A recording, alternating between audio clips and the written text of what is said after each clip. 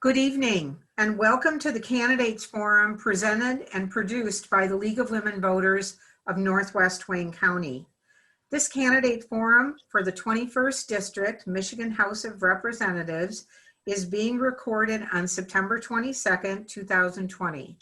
My name is Paula Bowman and I'm the president of the League of Women Voters of Northwest Wayne County and also tonight's moderator. The 21st District covers the city of Belleville, most of Van Buren Township, and most of Canton Township. The position is for a 2-year term and 2 candidates are on the ballot, Laurel Hess, a Republican, and Ranjeev Puri, a Democrat. The League of Women Voters is a nonpartisan political organization. We do not support or oppose any candidate running for any office. The League does take positions on issues after careful study, so sometimes you may see our name attached to an issue that we are advocating for or opposing. The League of Women Voters is where hands-on work to safeguard democracy leads to civic improvement. Membership is open to anyone who is at least 16 years old, and potential members can join through our website. The League's main mission is to promote political responsibility through informed and active participation in government. One of the ways we do that is by having forums like this one tonight. And another way is by issuing a nonpartisan voter guide, which can now be found online because it's live at vote411.org. Holding a candidates forum by Zoom poses challenges different from an in-person forum. Only League personnel and the candidates are present at the forum, but we did solicit questions from the public in advance so that we could ask them at tonight's forum. Questions were screened for clarity, and any which included personal attacks on a candidate were eliminated. The views expressed in this forum are those of the candidates and not of the League of Women Voters. And now let's get started with our forum. The candidates have agreed to the format for tonight's forum, which is as follows. Each candidate will be allowed a 2-minute opening statement, a 1-minute response to all the questions, and a 2-minute closing statement.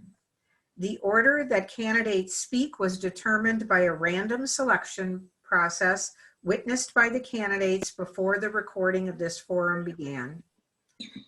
We will rotate the order of the candidate who responds to a question first. League member Angela Ryan is our timer tonight. She'll be holding up cards so that the candidates know when their time is up or nearing completion. The candidate must stop when the sign appears. Let's begin our opening statement. Mr. Puri, can you begin, please? Yes, thank you so much for having me, and thank you to the League of Women Voters for organizing this forum. Again, my name is Ranjeev Puri, and I am honored to be running for state representative in Michigan's 21st District. This is actually one of the most rapidly diversifying districts in the entire state, and there are so many wonderful communities from all over the world that have come to call District 21 home, making it Michigan's best district. And so, but a little bit about myself, I'm the father to 2 small boys. I'm married to a very talented small business owner, and I am the son of immigrants. Now, I bring that up because those experiences shaped so much about my life, and those values led me to get my start by working with President Barack Obama. I was out in Chicago in 2008, and I loved the experience so much I got a staff position on his 2012 re-election campaign. I finished my MBA while I was out in Chicago, and I moved back to Michigan with my wife, and I got started in the automotive industry. But I also got involved, and I started helping candidates up and down the ballot. And you know, in doing so, I started to realize of all the inequities that exist in our society. And I know I needed to fight for a better Michigan. And I've talked a number of times about just how important this election is, and it's the most important election of our lifetime, and so much is on the line. Social justice, racial justice, economic justice, misogyny, women's rights, so many values are on the line. And it is imperative that we get this right. And so with so much on the line, the state legislator's role has never been, and it's more important than ever. And I pledge to be a legislator who will work hard every single day for this district. And I hope to earn your vote. And thank you for having me. Great, thank you. Ms. Hess, your 2-minute opening statement. Uh, my name is Laurel Hess, and I am a lifelong resident of the state of Michigan, born and raised in Wayne County, and have raised both of my college-age sons now who are away and outside of Michigan, hopefully temporarily, in the 21st District, public schools K through 12. I never desired to be a politician. It was not on the agenda. I started my career as a television news reporter as a fresh graduate out of the University of Michigan back in 1990. That was the first third of my career. I then wanted some more flexibility in my life. Opened a business in Canton, Michigan. For folks that have been in Canton for a while, and certainly folks with kids, they're familiar with Jungle Java. That's the small business my husband and I have owned and operated for the past 17 years. And then a couple of years ago, with my kids creating an empty nest and leaving me, I didn't want to be bored and sad. So I went back to school 2 years ago to get a teaching certificate here, and have been teaching entrepreneurship to both middle schoolers and high schoolers in Title I schools for the past couple of years. So I never thought I would be a politician until COVID hit. Until COVID hit and my business was shut down, and I was really dissatisfied and not happy with the way our local current representatives, all of them, mind you, regardless of party, responded to the crisis at hand. I reached out personally to my representatives, all the way from the governor on down to my personal state rep, and got the same, in my opinion, unhelpful answer. Oh, just work with your landlord. Oh, don't worry, we're going to give you rent relief. It's all going to work out. And it was to me a revelation that no one in Lansing really understood how the economy works, how that landlords are actually small business people too, and that there wasn't really any relief in sight for small business people. And it wasn't all about me. I found myself becoming a voice. I'm not getting time cues, by the way. I think maybe I don't see Angela, so just to let you know. Okay, if you could make sure that you're on gallery view. Okay, I will try to do that while Ranjeev's answering his next question. Okay. Mr. Puri, we'll start the first question with you. In light of the pandemic and continued high levels of positive tests in Michigan, what is your plan for reopening businesses in Michigan? I think it's absolutely paramount that we continue to lead with science. The COVID outbreak has unfortunately hit Michigan much harder than a lot of states, but I applaud our governor's response in leading with science to ensure that we are at a place right now where we're doing much better than other states. And so first and foremost, this is a public health crisis, but at the same time, this has been an economic epidemic, to say the least. But I think there's responsible ways to reopen the government, and society. But I think it's absolutely important that we also lead with science. Thank you. And Ms. Hess, your response?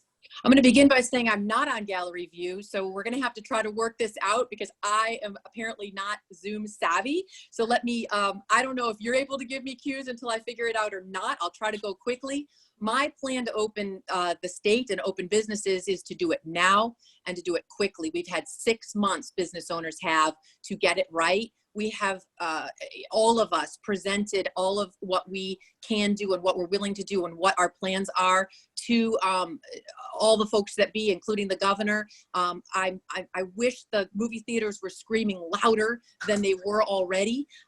They have a plan. They can open safely. I don't think that containing this disease and opening our state and opening our economy, they should not be mutually exclusive. We know so much more now than we did 6 months ago. And I think it's very, very possible to have our schools open, to have our businesses open, and to be fairly fully functional like tomorrow without having to put any further lives at risk.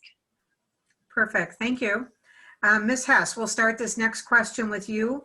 What is your plan to fund infrastructure repairs in Michigan? Well, I'm not going to sit here and promise you that if elected, I'm going to fix the roads, because as a constituent and as a normal resident in Michigan for the past 52 years, if you want to know how long I've lived here, I am tired of empty promises from politicians. And so I'm not going to sit here and tell you that I have a grand plan. It's a very difficult question, especially right now when funding needs to go, probably has to be diverted away from some infrastructure and unfortunately roads to try to help the economy, to help those who are on unemployment, to help those that are losing their homes because of COVID. This really put a wrench in fix the roads, build our infrastructure. So what I want to do is listen to my constituents. What are the issues that they care about, and how do I take their concerns to Lansing instead of preaching to them and telling them that I have some grand plan to fix things? If I listen and I take that information in and hopefully negotiate with folks on the other side of the aisle, we all can eventually come up with an answer. Thank you. Mr. Puri? Yes, I think it's a matter of priority. You know, unfortunately in life, you get what you pay for. And I think, you know, some people figure that out sooner than others. But unfortunately, our Republican-led legislator has not figured that out for decades. You know, just last year alone, per square mile, we spent half as much on our roads and infrastructure as Ohio did. And there's no reason that makes our budget any more unique than our neighboring states. And so, you know, I think we're going to have to relook at our budget post-COVID. We're going to be looking at a deficit. This is a hard conversation we need to have. But our roads received a D+ in terms of their rating for their quality, and that's not a grade that is nearly acceptable. On top of that, infrastructure expands beyond just roads. It also expands to our bridges and dams, like we recently saw, and a broadband internet connectivity. And so we need to modernize Michigan's infrastructure to make sure that we are competing for the jobs and the economy of tomorrow. Thank you. Mr. Puri, we'll start this next one with you. Protesters armed with assault rifles are currently allowed in the Capitol building. Would you support legislation that would prohibit the right to openly carry firearms in public spaces? Yes, I think unfortunately our country has an epidemic which no other industrialized country seems to have to deal with. We have a gun violence epidemic here.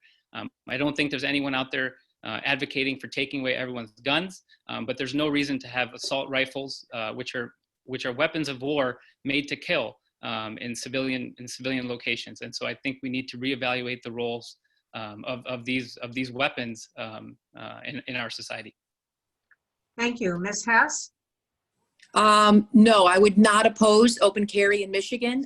It has not been opposed. It has been allowed in our state for as long as I can remember. It is and should continue to be a right for folks in Michigan to arm and protect themselves. And I frankly don't think our country or our state has a gun problem. I believe we have a mental health problem. I believe that we need to invest in mental health, and it is severely underfunded right now. And if we could rehabilitate, help folks that are out there using those guns in an unwise way, then we wouldn't have an issue and we wouldn't worry about folks carrying firearms, which I would certainly not oppose. Thank you. Ms. Hess, this next question. Where do you stand on properly funding public education, and what, if any, are your goals in improving the Michigan public education system?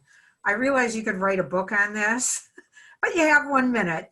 Well, I only have been a teacher for 2 years, so I have a much different answer today than I would have had 2 years ago. And I will tell you, every single person in Lansing making a decision on education should be a teacher for a week, because that's all it takes for you to say, oh my goodness, I had no idea.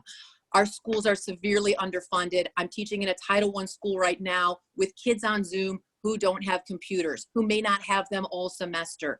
I mean, I'm not the only one. The list goes on. It is baffling to me how we fund everything else but education. Even now, so many of the coronavirus aid dollars are going to businesses, frankly, that also are deserving. But if we're going to open up our schools, which I think we should be doing tomorrow in person right away, if that's what you want, options are awesome. But if we're going to do that, we need to give the schools the proper money to make the schools safe, and then go from there and continue to fund them properly. Thank you. Mr. Puri? Education is an issue that is near and dear to my heart. I have two small boys who are getting ready to enter our public school system, and we need to ensure that we get Michigan's education back on track. We've unfortunately gone down from being a top 10 school to now one of the worst in the entire country, and it's purely because, again, we are just not prioritizing the funding of our schools. We need to fund our schools equitably and make sure that they're fully funded across the state, and so that every child has access to a quality education, regardless of what zip code they live in. And so I support our governor's plan to move to a weighted formula, which would allow for a more equitable funding source. And on top of that, we need to respect our educators and the education profession. I am proud to be endorsed by both the MEA and the AFT teachers unions in fighting for very strong Michigan public schools. Thank you. Mr. Puri, this next question. Do you have experience in negotiating budgets, especially ones that oversee public monies? Yes, I am very well versed on the art of negotiation because I am married and I have a 4-year-old son. And so I think nothing has prepared me better for politics than learning how to negotiate with those two. But all jokes aside, I did work for President Obama's budget strategy team during his campaign, where he raised over $1 billion of public money, which was fully audited, and I helped spend that money, as well as sit on boards of many nonprofits and helping to establish those budgets. And so, as I mentioned, the COVID crisis has hit our state budget very dramatically, and we're expecting a multi-billion-dollar, multi-year hit to our state budget. And so we're gonna have some tough conversations to make sure our priorities are met. Thank you. Ms. Hess?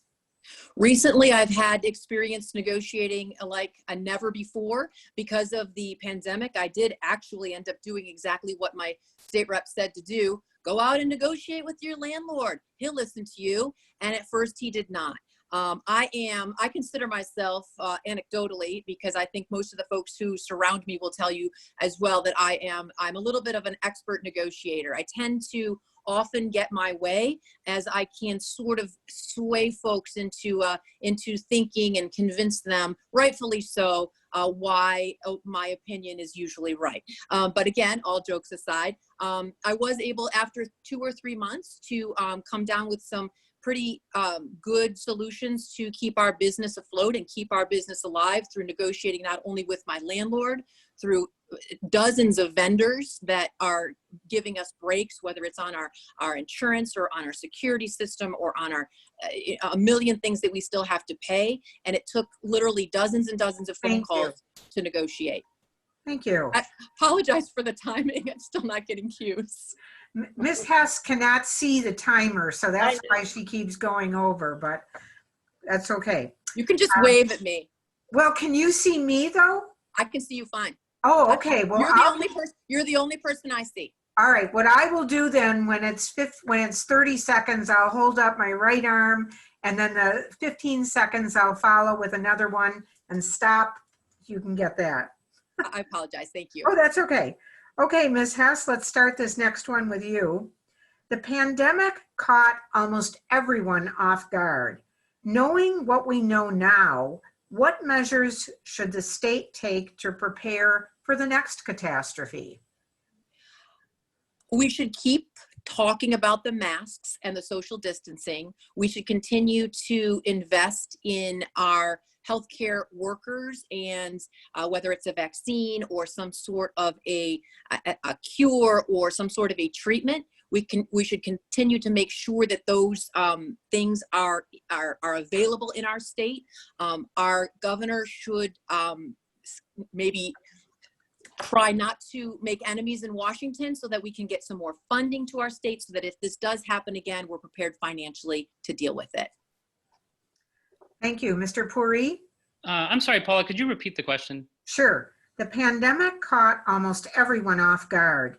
Knowing what we know now, what measures should the state take to prepare for the next catastrophe? Yeah, I think this is a good question. I could probably talk for hours about this, but I think it starts from the top. I think the federal administration did not respond in a responsible manner. They gutted our pandemic response team. and the response was inadequate. And so I applaud our governor's reaction to this. And our Republican, and I've been listening to my Republican opponents' comments and our frustration with our government, but it's the same Republican legislator that defunded our unemployment agency here in Michigan to make it so hard for millions of Michiganders to receive that unemployment. And so what I think we need to do is remove the partisanship at a time like this. And so there's certain situations such as a global pandemic where Republican and Democrat shouldn't matter, and we need our legislators to come together to find solutions regardless of your political belief. Thank you. Mr. Puri, this next question for you. Paula, could I interrupt before you go on? For Ms. Hess, you do understand that the first time Paula puts her hand up, you still have 30 seconds left, right? I do now. Okay. Well, because I got that last answer, I got the impression that you thought that was stop. Right. I did. So she will give you a 30-second, a 15-second, and then stop will be much more visible. Appreciate the clarification. No problem. Okay, Mr. Puri. Michigan's Freedom of Information Act currently exempts the legislature, the governor, lieutenant governor, and executive office employees. Do you support legislation that would lift that exemption? Absolutely, yes. I don't think that anyone should be immune from transparency. Unfortunately, Michigan is ranks at one on the lowest in terms of government transparency around the country, and so that's something that we can make a lot of improvement to ensure that that no one is exempt from such laws. Thank you. Ms. Hess? Absolutely, 100%. As a former reporter, you won't get a different answer from me. And Mr. Puri is correct. Our state actually ranks last in a study on state ethics and transparency, which is awful. And one of the very key issues that I would stand for if elected is transparency and accountability in government. I want to know where every dollar's going. I want my constituents to know where every dollar's going. And I would like for everybody to be accountable and to explain why they chose that that's where the money needs to go. And so not only should the FOIA laws should also apply to every elected official, but there should be a lot more access in general. For folks, we have an internet, we have Google, and folks should be able to easily access most information that they would like to get out of our state governor, legislators, etc. Thank you. Ms. Hess, this next question you'll start. Do you support the right to work law that was enacted in 2012? Why or why not? Yes, I do. And certainly as a small business owner, that's not difficult to understand. I would hope that folks, if you're not doing your job correctly, you're going to be let go. If you're doing an amazing job, you're going to stay. There is a place for unions. And of course, Michigan is a huge union state. My father was an auto worker and was in a union for many, many years. I was born and raised in a blue collar union house. But sometimes it doesn't always, small businesses like mine, it wouldn't make sense for our state not to be a right to work state. I 100% support it and would not want to see it rescinded. Thank you. Mr. Puri? I have to disagree, and I do not support the right to work laws as currently construed. If you look at our economy and our failing economy, the right to work laws have not helped. My wife is also a small business owner, and I'm also endorsed by the Small Business Administration. And so I do understand this issue with nuance. But if we want an economy where my sons can grow up and find a job and stay in Michigan, we need to have high-paying, good quality jobs available, and we need to make sure that Michigan's middle class is not bearing the brunt of every issue here in Michigan. Thank you. Mr. Puri, this next question is for you to start. In light of the recent protests, should Michigan institute any criminal justice reforms? Yes, the social justice protest, is that what you're alluding to? Yes, yes. Okay. Black Lives Matter, police Yeah. protests. Yeah, I think we have a lot of work to do. And I think just starting with criminal justice, it's a system that disproportionately affects communities of color. And unfortunately, it doesn't stop there. It also affects people with low socioeconomic status. And then unfortunately, it hits people that are suffering in kind of both sides of that coin. And so we need to move to eliminate cash bail, to make just the system more fair, and to make sure that, again, that regardless of the color of skin, regardless of what zip code you come from, that you have fair and ethical treatment throughout our justice process. Thank you. Ms. Hess? I'm sorry, would you repeat the question, please? Sure. In light of the recent protests, and we're talking about the social justice, Black Lives Matter protests, should Michigan institute any criminal justice reforms? Yes, I believe so. I believe white privilege is a real thing. I believe, however, we should start with reforms in education and equaling out education and making sure our communities of color are getting an adequate and fair and equal education. Because I can tell you firsthand, I've had experience with high income school districts and Title I low income districts, and it is not an equal education. And until we have all people in Michigan starting with the same playing field, we are not going to be able to get where we need to be. And so I don't believe in defunding the police, but I do believe that we need to have some police reform, some further education, and we need to start a dialogue with the folks that are out there catching the criminals, a dialogue with how we improve education and make it fair for folks of all cultures, all nationalities, to start on a level playing field. Thank you. Ms. Hess, you'll start this next question. What can we do to provide affordable health care for all people in Michigan? Good question. Healthcare is a big issue, and it's very personal to me as a small business owner because I pay out of pocket for my own healthcare, and I always have. And for a family of 4, it's about $1,600 a month. And for folks that are not aware because they work for corporate America and pay a small portion, yes, I said $1,600 a month, and that's insane. And so if you are certainly very low income, there's a safety net. But if you are middle income, if you're middle class, like so many of us, like families like mine, $1,600 is actually fairly prohibitive. That puts a kink in the budget, right? That's about 4 car payments in my house. So healthcare to me should be a federal issue. I think the state needs to fight for more federal dollars, and they need to continue to provide that safety net, perhaps now more than ever, to folks that fall into the severely low income range. But for middle income folks like me, I want to see healthcare reform more than anyone, and I think it needs to come from the feds. Thank you. Mr. Puri? I'm sorry, Paul, could you repeat the question? Sure, no problem. What can we do to provide affordable health care for all people in Michigan? This issue, unfortunately, is something that we are one of the only countries, industrial countries in the entire world that are still dealing with. We are one of the only countries in terms of if you get hurt or sick, the first question you ask is, can I afford this payment? My wife and I navigated 2 pregnancies in our current healthcare system. She obviously did most of the bulk of the work, but we're still paying bills today for God knows what. And so, healthcare is tied to employment here, and we need to eliminate that. We need to move to a single payer system or Medicare for all system, in which every Michigander, again, regardless of the color of your skin or what zip code you live in or how much money you make or where you work, has access to high quality healthcare. Unfortunately, the Republican-led legislator in 2017 put insurance profits in front of Michigan's health insurance, and we need to move to a more equal system in where every Michigander has access to quality health care. Thank you. Mr. Puri, you go first on this one.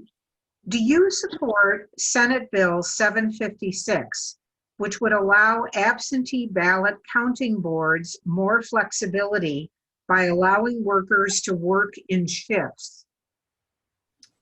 Yes, anything that we can do to move democracy, to encourage more voting, to make the voting process easier is something that I'm in favor of. I think we should make voting day a national holiday. But given the pandemic and the abnormality of just this election cycle and the influx of absentee ballots that are going to be coming in, we need to make sure that our democracy is strong, that the results are not questioned, and that they're safe and secure. And the only way to do that is to be able to count this influx of thousands and millions of ballots across the state in a safe and efficient manner in which every vote is counted and that everyone's voice is heard. Thank you. Ms. Hess? Yes, I also would support that Senate bill. Ironically, I heard an anecdotal story not too long ago. Just last week, I was at a forum for voter integrity, and folks really just urging folks to volunteer to be poll workers and to get involved if you're concerned about what's going on. And there was a story about a precinct in the primary where the voters were, the poll workers were exhausted. They were going on working 24, 25 hours straight. And finally, the gentleman who was running it just said, just open up those ballots and throw them in the counter, which of course is not what's supposed to happen, but there are humans involved. And it's not safe, frankly, for folks to drive home after working 24, 25, 26 hours. So you're concerned about the safety of our poll workers, which prior to COVID were a lot of senior citizens. So yes, I think that some changes need to be made, some accommodations need to be made so that that human, oh my goodness, we're so exhausted, let's just do what we need to do, doesn't come into effect. And just common sense to me says that if we've got some responsible folks there, that'll work. Okay, thank you. And we'll start this next one with you, Ms. Hess. Michigan has more for-profit charter schools than any other state. What is your position on charter schools? I work at a charter school. Last year, I worked at a public school. They were both very similar so far. I'm only about 3 weeks in. I am all about choice in life, all the time, everything. So I love charter schools. I love private schools. I love vouchers. I think folks should be able to use their public tax dollars to pay for their private schools. I think every person in Michigan should have a choice of where they want to send their children. The kids that go to my charter school now are getting a much better education, probably, than the districts where they live. And that is the intent of charter schools, to give folks choice. My home district is a failing school district. My home district is not the right fit for my child. My home district isn't working. That gives me a choice. That's a free choice that you don't have to if you don't have the means to pay for a private education. But the next step, I'd like to step it up one more, give those tax dollars to those folks if they want to go ahead and use it for a private education. Again, level the playing field. Thank you. Mr. Puri? I could not disagree more than my opponent. Unfortunately, all charter schools are not created equal, and Michigan's charter schools are some of the worst. They are obviously a master plan of Betsy DeVos. 90% of Michigan's charter schools are for-profit. 25% of the country's charter schools are in Michigan alone. Why should one state have 25% of the for-profit charter schools? And for those not familiar with how charter school funding works, it's money that's earmarked for public schools. And so what happens is these charter schools come in and bring in students, and after count day, cut kids that are not quote unquote profitable and send them to their public institution. Charter schools are not playing by the same rules. They don't provide busing. There's a number of services they don't provide, and it's not an equal playing field. At a minimum, we need to remove the for-profit motive of these charter schools. There's absolutely no reason and no way someone could convince me as to why these charter schools should be making money off of public funds made for public education. Thank you. Mr. Puri, this question is for you. Michigan voters will vote on 2 ballot proposals in November. Do you support or oppose the measure that would add language to the Michigan Constitution that would require a search warrant to access electronic data or electronic communications? I am so sorry, Paula. It completely cut out. I didn't hear. Oh, I'm sorry. Last half. Mine does that sometime. Let me read it again. Michigan voters will vote on 2 ballot proposals in November. Do you support or oppose the measure that would add language to the Michigan Constitution that would require a search warrant to access electronic data or electronic communications? Yes, unfortunately, our Constitution is outdated. And as we move to a modernizing Michigan's infrastructure, including from the back end and the data standpoint, we need to make sure that our laws are reflecting that change. And so, there's a lot of personal information in this data, and we need to make sure that it's being used in a responsible way. And the only way to do that is to ensure that that there is write-off from a judge for accessing this data for a warrant. Thank you. Ms. Hess? Yes, I would support that ballot initiative as well. My electronic data and my electronic communications are my private information. Just like if I wrote a letter in the mail and licked the stamp and sent it on its way. Much like Ranjeev said, it is just another way. It's just an updated way of communicating. So if you have to have a search warrant to come into my house and go through my files, then my paper files, then you should have one to go through my electronic files as well. Thank you. Ms. Hess, do you support the sanctuary designation adopted by some Michigan cities and townships and counties that obstructs immigration enforcement measures by ICE? I'm going to ask you to repeat the question. Sure. Because I'm not sure exactly how familiar I am with the sanctuary cities here in Michigan. I know a lot about them down on the border, but if you would repeat, that would be great. Do you support the sanctuary designation adopted by some Michigan cities and townships that obstructs immigration enforcement measures by ICE? I'm going to go on the record to say that when I gave you my opening statement and I said there are things that I am not an expert on, I am not a politician on, and if this was a questionnaire that was being asked, I would be Googling furiously to see the pros and cons and form an opinion.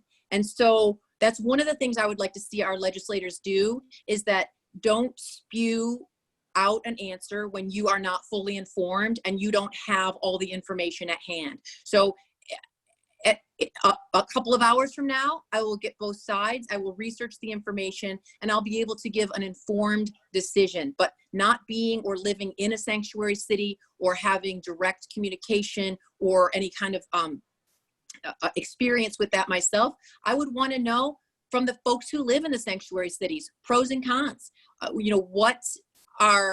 How are the immigrants affected? How are the folks who live there affected? And make an educated decision after gathering all the facts.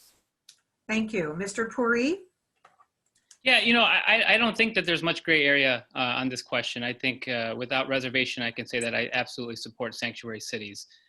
Immigrants come to this country in all shapes and forms, and they come to this country for opportunity. And that was the basis of this country. And locally here in District 21, as I said in my opening statement, there are people from all over the world that have come to call District 21 home, which is why it's the best district in Michigan. I applaud its diversity, and I applaud any immigrant's journey to come to this country in search of more opportunity. Thank you. Mr. Puri? Would you support changes to term limits for Michigan legislators? Yeah, and I know there's two sides to this argument, but I think we absolutely need to reevaluate term limits. And I'm not just saying that because I'm applying for a job there, but as it stands right now, the 3 two-year terms, from my just research and talking to colleagues and legislators of the past, it's really hard to pass longstanding legislation in just those 3 terms. Unfortunately, major changes such as constitutional changes can take cycles to develop. And so a lot of those relationships are lost after 3 quick terms. And so I know there's a number of different ways that have been proposed to how we can change that up, whether it's a mix of your eligibility in the Senate and the House, but any change is going to have to go through Michigan's voters. But I would like to see that be reevaluated to ensure that we're not losing so much knowledge every cycle. Thank you. Ms. Hess? And I could not disagree more. I would absolutely support term limits. I am very frustrated with career politicians. I do not strive to be a career politician, and I wish all the politicians serving today were folks that didn't go into politics to be there for 4 or 5 or 6 years and then leave that position to then run for another position to be there for however many years those limits are. I think that when you serve in Lansing, you go there to represent the issues of the day. I don't think you need a year to learn who people are and how to get things done. If I were to be elected, I would hope that I could hit the ground running within the first couple of months, show me where the restrooms are, show me who I need to know. Hopefully people are color-coded, the Dems and the Republicans. I'll get in there, I'll figure it out. I'll listen to my constituents, I'll get a schedule, and I don't need more than 2 years. Now, I would love it to be reelected if that's what the people want, but goodness, if it's not, if the folks and my district were changing, then they can vote otherwise. Thank you. We'll start with you, Ms. Hess, on this next one. What legislation can increase the affordability of a college education for Michigan students? Boy, you hit me right in the heart. I have 2 students who are college students right now who will both graduate debt-free because of, goodness, nothing that I did for them. They both earned full ride scholarships, and I praise and thank the Lord every single day because most of my friends have kids in college, and I will tell you that my kids left this state to get those scholarships. Scholarships are not available for middle-class kids at our public universities, or at least not at our big ones, Michigan, Michigan State. The first thing I'd like to do is create a consortium. My son went to the University of Alabama, and down in the South, if you live in Alabama, Louisiana, Texas, Florida, you all get reciprocal rights on tuition. So lots of folks from those states can go to and get in-state tuition at those states, and I'd like to see the same thing happen here in Michigan. We should be able to have kids, and our kids should be able to go to Ohio, Indiana, Pennsylvania, and get the same tuition. Thank you. Mr. Puri? Yeah, this issue unfortunately hits close to home. Both my wife and I are still paying off our undergrad and graduate loans. Our student loan payments on a monthly basis are more than our childcare and our mortgage combined. It is an albatross on our head and of so many, of millions of people around the country and so many Michiganders.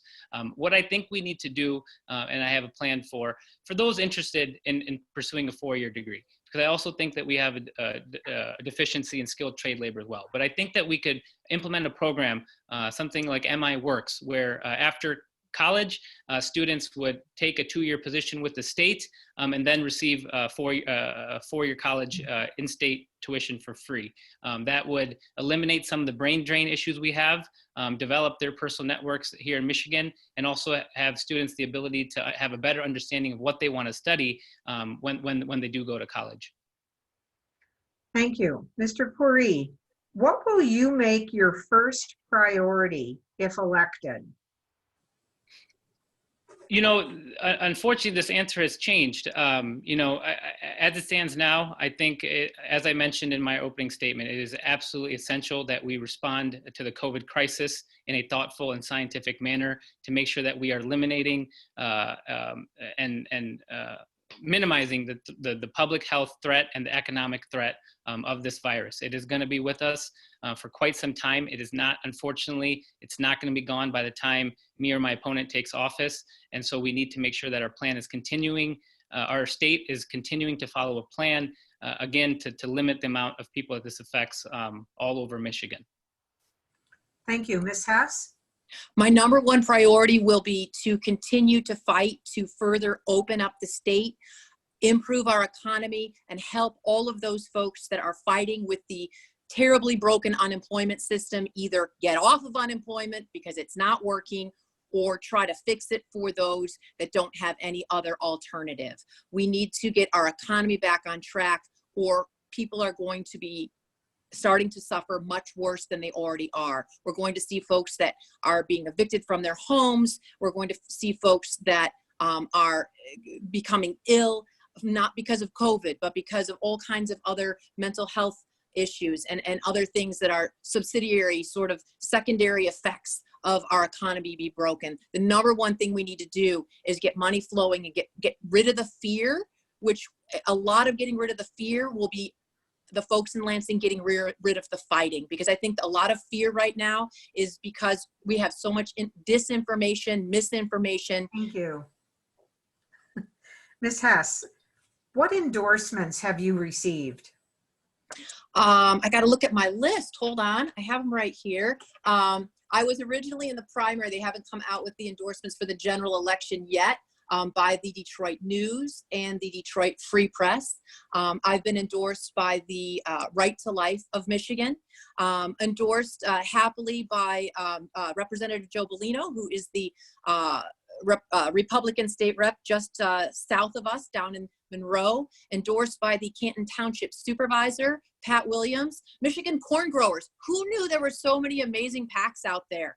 You have no idea how many amazing PACs. I don't think it's surprising some of the Mr. Puri's mentioned a couple of times who's he's endorsed by, and it's not a shocker the MEA is endorsing their Democratic candidate. So there's a lot of organizations that are always going to endorse one political party or always endorse the other, and I'm proud to be endorsed by sort of common folks in my district who know me, who met me, and appreciate what I stand for. Thank you. Mr. Puri? I am absolutely proud of the coalition of support we have put together. We have received over 50 endorsements from individuals and organizations. And so, in contrary to what my opponent's saying, I am proud to have endorsements on both sides of the aisle.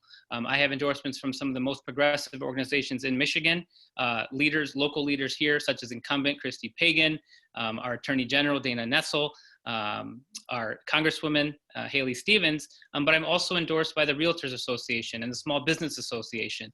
I think it's a coalition of support that's going to need to come together here to find solutions during this pandemic.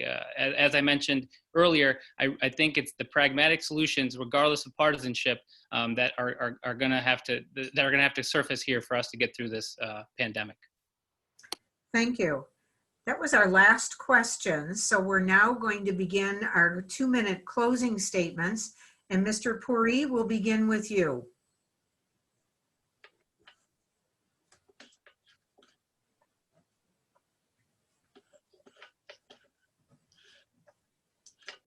I don't think he heard you. Mr. Puri? Oh, sorry, the internet's cutting out. So, but again, thank you for the opportunity today. Look, I think the choice is simple here. I believe history books will be written about these very years, right? When my kids grow up or their kids grow up, they're going to ask, when so much was on the line in 2020, what did you do to fight for me? And we need to be able to look those kids in the eye and tell them that we did everything in our power to fight for them and all Michiganders. And so if you want a Michigan that rejects our president, who today, by the way, said, I quote, "This virus affects virtually nobody," after we've crossed 200,000 deaths across this country. If you want somebody who believes in science, someone who supports our Democratic governor, I am your choice. And the choice is simple here. Remember to believe in Ranjeev. Let's work for a Michigan in which everyone is safe and everyone is proud to call home. Thank you so much for the opportunity. Thank you, Mr. Puri. Ms. Hess, your 2-minute closing statement. I would just like to begin by saying that I am the only candidate that was born and raised and have lived my entire life here in Michigan. Again, as I started this evening, I said that I have raised my children in Wayne County for the past 20 years. I've built a business here. I know the people. If you made me take a Michigan quiz, I would pass it. I have a lot of experience with raising a business and with raising children. My children are in college. I've raised 2 successful adults. And I am not an aspiring politician, but I am somebody who will speak up for change, who has common sense, who really wants to get rid of the politicking and the bickering and the partisanship. I too, and I sense that from my opponent as well, although he has brought up Trump a couple of times. And this is a state race. This is a race, and what happens in Washington has very little effect over what I'm going to do for the people in my district. I am a local, very small representative, and I want to spend most of my time listening to the folks in my district. What concerns them? You asked us tonight, What's your issue? What are you worried about? And what I want to know are, what are the people in my district worried about? What are the issues that they care about? What issues do they want me to take to Lansing? And then I want our governor and our legislators to work together to reach across the aisle and to stop the partisan politics. I feel like our governor and our legislator are like our divorced parents right now, right? They're fighting in Lansing. We're all the kids here in the state, and we're all affected. We're all suffering because they can't get along. So if I'm elected, I'd like to try for some of us to get along so we can accomplish a few things in the next 2 years. Thank you. We thank the League of Women Voters members who helped with this forum. The forum has been recorded and can soon be viewed on the League website, lwvnorthwestwayne.org. We also thank the candidates who are running for office. They're asking for the public support as they seek a job in the public service sector, and we hope voters will listen to their views. We also appreciate the voters in the 21st District who are watching this forum to learn about their choice on November 3rd. Both of these candidates were also invited to participate in the League of Women Voters Voter Guide, a publication that you can access online by visiting vote411.org. By typing in your voting address, you can access all the races on your ballot, verify your voting registration status, and find your polling place. Again, that's vote411.org. A print copy of the voter guide will be available in public libraries the first week in October. Election Day is November 3rd. If you are not registered to vote, you can do so up through Election Day. Registration 10 days prior to Election Day must be done at the office of your city or township clerk. Unlike the primary election, voters may choose candidates from any party. The polls are open from 7 a.m. to 8 p.m., but all registered voters can also vote early by absentee ballot. Remember that you first must fill out and return an absentee ballot application to your city or township clerk before a ballot can be mailed to you. If you need an absentee ballot application, contact your city or township clerk. This concludes our forum for this evening. Thank you, candidates, for participating. Thank you. Right. Thank you. This is the place where I'd go and shake your hand, so. I want snacks. Where are the snacks? Elbow bump. There we go. Thank you very much. Have a good night. Have a good night. Thank Nice you. to meet you. Good Bye-bye. night.